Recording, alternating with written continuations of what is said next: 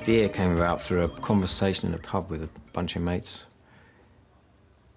And the words were put together, and I just thought, that actually can work. You could actually do that. I knew nothing at all about acid house music before I met Jeremy. I never even knew what it was. So he sent me these tapes of acid house music, and my first reaction was, oh dear, this is not going to work at all on a brass band. Anyway, I persevered with it. I listened to more tracks, and I found, in fact, that one or two things did work. For instance, in a piece like 808 States Pacific 202, I found that the opening chords worked very, very well on the tenor horns, the baritone horns, and the euphoniums.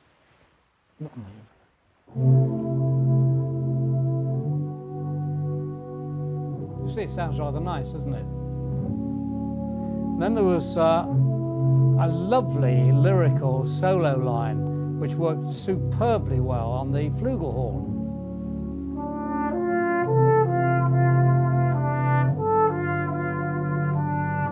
And there were some very busy riffs in the bass which worked excellently on the euphoniums.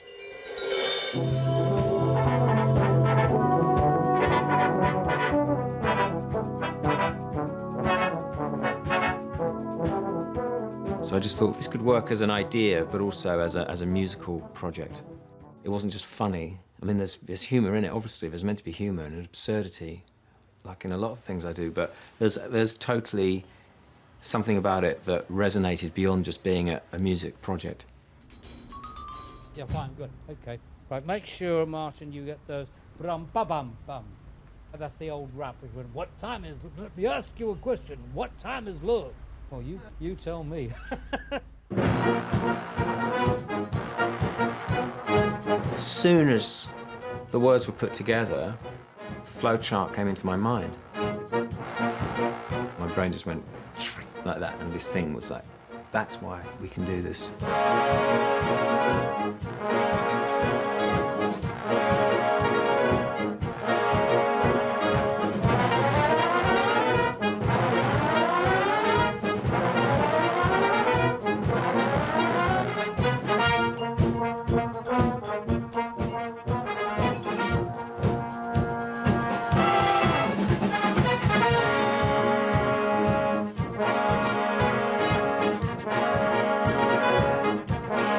I was actually trying to prove a point beyond music.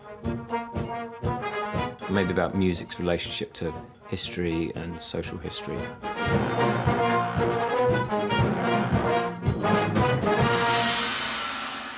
Well, the first time we played it, we didn't really think it was any good, did we? No, we didn't know. Oh, it was all rubbish.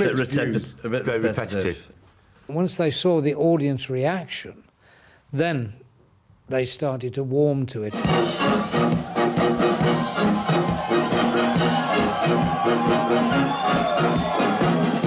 It's the atmosphere that makes these gigs. People are dancing. Yeah.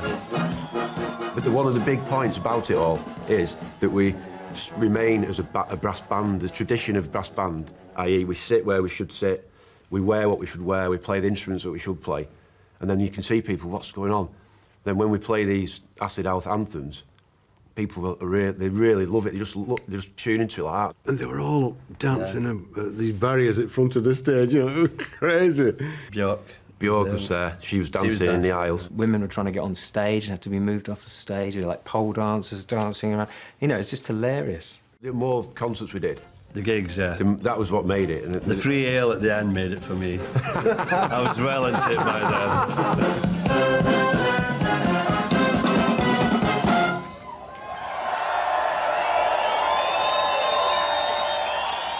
It was a liberation. It wasn't even a turning point. It just opened everything up to me. And since then, the projects that I'm probably best known for have been ones like Acid Brass, in the sense that you're working with groups of people, or you're doing something that's live, as opposed to something that can exist in a museum.